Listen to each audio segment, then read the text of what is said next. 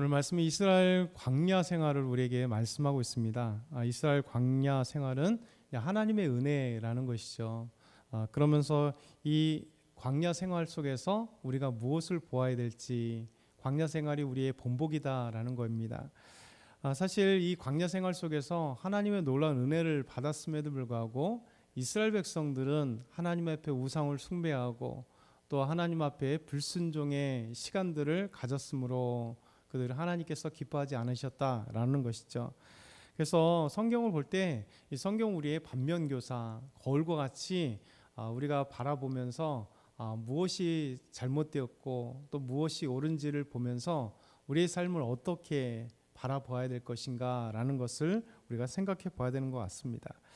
그래서 이스라엘을 이 광야 생활을 하나님께서 이제 바울을 통해서 우리에게 보여주는데, 결국 이스라엘 광야 생활은 혹독한 광야인 것 같지만 그 광야가 이중성, 광야의 척박함이지만 하나님이 계시기 때문에 은혜의 시간이었다라는 겁니다. 하나님은 은혜를 주셨다라고 말씀하죠. 우리 1절부터 5절 다시 한번 천천히 읽어볼까요? 시작. 형제들아, 나는 너희가 알지 못하기를 원하지 아니하노니 우리 조상들이 다 구름 아래에 있고 바다 가운데로 지나며 모세에게 속하여 다 구름과 바다에서 세례를 받고 다 같은 신령한 음식을 먹으며 다 같은 신령한 음료를 마셨으니 이는 그들을 따르는 신령한 반석으로부터 마셨음에 그 반석은 곧 그리스도시라. 그러나 그들의 다수를 하나님이 기뻐하지 아니하셨으므로 그들이 광야에서 멸망을 받았느니라. 아멘. 사도 바울은 이 광야 생활 속에 하나님의 은혜를 우리에게 보여주고 있는데, 이스라엘은 구름 가운데 지나갔다라는 거죠. 구름 아래에 있었고 바다 가운데 지나갔다. 그러니까 하나님께서 광야에 불과 구름 기둥으로 인도하셨잖아요. 그리고 그들은 홍해가 있었을 때 하나님이 홍해를 가르시고 물 가운데로 지나갔다. 근데 하나님은 이것을 세례라고 말씀하세요. 세례. 그러니까 사도 바울의 관점을 볼 때 이것은 하나님이 구원하신 놀라운 세례. 그래서 구름과 또 물 사이로 지나간 것은 하나님 세례를 표현하면서 이스라엘 백성들이 애국 가운데 있었을 때 종살이, 그들은 죄 가운데 또 애국 가운데 지배당하는 그런 종 가운데 있었지만 하나님이 구원하심으로 그들을 이끌어내심으로 온전한 하나님의 백성들과 하나님과 함께하는 아름다운 시간들, 그래서 세례를 받은 것과 같이 이렇게 표현하고 있습니다. 그러면서 광야에서는 만나를 먹었잖아요. 만나를 먹고 반석에서 그들은 물을 마셨습니다. 그래서 하나님은 우리에게 말씀하시기를, 특별히 사도 바울은 이 만나를 신령한 음식이다 이렇게 표현하고 있어요. 신령한 음식이다. 신령한 음식 맞죠. 하나님께서 매일 아침 하나님이 주시는 놀라운 만나, 양식이죠. 일용할 양식을 하나님께서 주신 것, 동시에 신령한 음료, 이것을 놀랍게도 신령한 반석에서 나온 음료다 이렇게 얘기해요. 이 반석은 그리스도시라. 사실 우리가 광야 구약 성경 보면 40년 동안 반석이 그리스도는 아니었잖아요. 그냥 반석인데 이제 사도 바울은 예수님과 연결을 시켜줍니다. 그래서 결국은 고린도전서에게 우리에게 말씀하시기를, 그죠? 고린도전서 13장 12장을 넘어가면 무엇을 말씀하냐면 이제 마지막 성찬을 얘기할 때 예수님께서 우리에게 떡을 주실 때, 예수님께서 그 떡을 주실 때 예수님의 살이라, 십자가의 죽으심에서 우리에게 말씀하시는 새 언약할 때 살이라, 이것을 받아 먹으라 하면서 잔을 주실 때 예수님께서 새 언약의 피, 이 언약의 피를 우리 기념하게 하심으로 예수님 십자가에 죽고 그곳에서 찢기신 살, 그곳에서 우리를 위해서 주신 그 목숨, 그래서 예수님께서 살과 흘리신 피를 가지고 우리를 구원하신 놀라운 사건. 그러니까 이 사도 바울은 이것을, 그래서 광야는 이 물을 지나간 세례로 표현하면서 예수님께서 주신 음식, 이건 신령한 음식, 곧 예수님의 살이라고 표현할 수 있겠죠. 만나를. 그러면서 또 예수님께서 흘리신 이 피를 분명히 우리에게 주시는 신령한 음료 같이 바로 예수님께서 반석 되신다. 그 반석에서 흘러나오는 물이 마치 예수님의 피와 같이. 그래서 광야 생활과 예수님과 이렇게 일치를 시키고 있습니다. 이것이 어떻게 보면 이스라엘 광야지만 동시에 이 광야 같은 우리 인생 이 속에서 예수님께서 주시는 놀라운 그 음료와 예수님 주시는 놀라운 그 음식을 통해서 우리가 살아갈 수 있도록 이렇게 하시는 거죠. 그런데도 불구하고 다수의 사람들이 하나님을 기뻐하지 못하겠죠. 그래서 결국 그들은 광야에서 멸망을 받았다. 그러니까 하나님 앞에 원망하고 불순종하고 죄를 범한 이스라엘 백성들, 이게 은혜와 멸망은요, 이게 동전의 양면입니다. 우리도 마찬가지잖아요. 항상 은혜 속에 살다가 하면서 넘어지고 또 실패하고 죄를 짓고 이런 것인데, 이스라엘 백성들이 그래서 이것을 이제 기억하라는 것이죠. 너희 형제들아, 너희가 알지 못하기를 원하지 않는다. 그건 다르게 얘기하면 표현법을 이제 부정적 표현법으로 뒤집어 얘기한 건데, 너희들이 많이 알기를 원한다라는 거죠. 그래서 과거를, 광야를 반면교사 삼아서 우리 인생으로 삼아라라는 거죠. 그것이 이제 두 번째, 이스라엘 역사가 우리의 본보기가 된다라고 사도 바울은 얘기하고 있습니다. 그래서 6절에서 11절 보면 이런 말씀을 하세요. 이러한 일은 우리의 본보기가 되어 우리로 하여금 그들이 악을 즐겨한 것 같이 즐겨하지 하는 자가 되지 않게 하기 위해서 광야의 사건을 기록했다는 거죠. 이것이 바로 우리의 본보기다. 우리 거울 삼으라는 거예요. 그래서 그 거울 삼는 본보기가 필요한 거죠. 왜 이것이 우리의 실패인가? 왜 우리의 승리인가? 뭐 이런 것들을 알아야 되잖아요. 우리가 마치 요즘엔 잘 안 쓰지만 일기를 쓸 때 하루를 점검하잖아요. 오늘 하루 어떤 일이 있었는지. 그것이 그냥 단순하게 내 삶의 기록을 위해서 쓰는 건 아니잖아요. 일기라고 하는 것은 오늘 내가 무엇을 했는지 하면서도 여기서 이제 생각을 하는 거죠. 우리 반성도 해보고 그랬을 겁니다. 오늘 어제는 뭐 대선이 있었는데 각 당마다 뭐 승리한 당이 있고 패배한 당들이 있고, 그런데 이런 어떤 그 큰 일이 있고 난 다음에는 복귀를 하잖아요.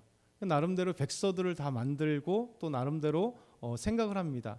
우리가 이번 대선에 왜 승리를 했는지, 승리했어도 무엇이 잘못됐는지, 만약에 패배했으면 패배했는데 무엇 때문에 우리가 패배했는지, 이런 것들을 또 점검하지 않으면 각 당들마다 또 다음 대선을 준비할 때 또 그때 허둥지둥 또 새롭게 준비하는 거죠. 그래서 모든 큰 일들이 있을 때는 다시 복귀를 해서 우리가 준비하지 못했던 것, 잘했던 것, 그래서 잘한 것과 잘못한 것을 명백히 기록해서 그 다음에 이제 제대로 볼지 안 볼지 모르겠지만 그런 것들을 점검하는 것들이 반드시 있습니다.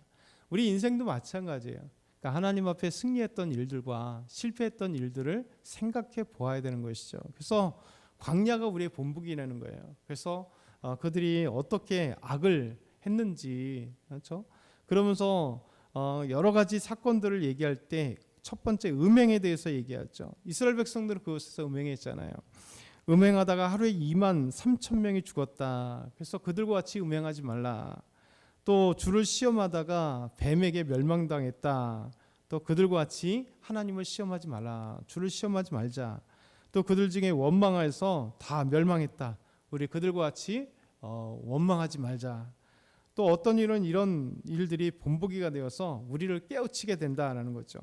이스라엘의 가장 대표적인 사건이었잖아. 원망으로 불변 사건, 또 이 모압 사람들과 이 엄청나게 우맹하면서 우상을 섬겼던 이런 사건, 시딤 바알에서 이런 사건들, 또 그들이 원망해서 또 하나님 앞에 땅이 갈라지고 죽은 사건, 다다란과 온과 이런 자들이 들어서 모세를 원망하고 아론을 원망하고 그 다음에 하나님을 원망하면서 반기를 들었던 이런 큰 사건들을 기억하면서 우리는 이 사건을 보면서 그들이 원망했던 것과 그들이 음행했던 것과 그들이 하나님을 시험했던 것들, 이런 걸 보면서 우리가 악에 빠지지 말라고 역사를 기록했다는 거죠. 그래서 성경을 보면서 이런 것이 우리의 반면교사가 될 수 있도록 해라 말씀하죠. 그러면서 중요한 말씀을 우리에게 하고 있습니다. 오늘 말씀 12절, 우리 선줄로 생각하는 자 넘어질까 조심하라. 이게 우리에게 중요한 거예요. 사람들은 항상 뭔가를 이루면 섰다고 의기양양하잖아요. 사단은 근데 그때부터 우리에게 유혹을 하기 시작을 합니다. 사실 달려오기 시작할 때는요, 그것밖에 안 보이기 때문에 그냥 고개 살짝 이렇게 해도 돼요.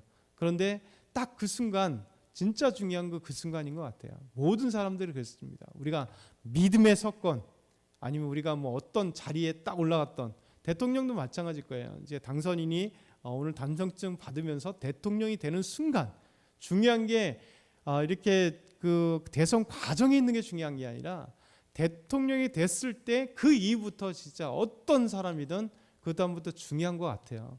만약에 그것이 역사의 길이 남을 대통령이 될지, 역사의 길이 남을 악하고 못된 사람들이 지금 우리나라 역사를 계속 보면서 그런 사람이 될지는 사실 그 자리에 섰을 때부터 시작되는 것 같아요.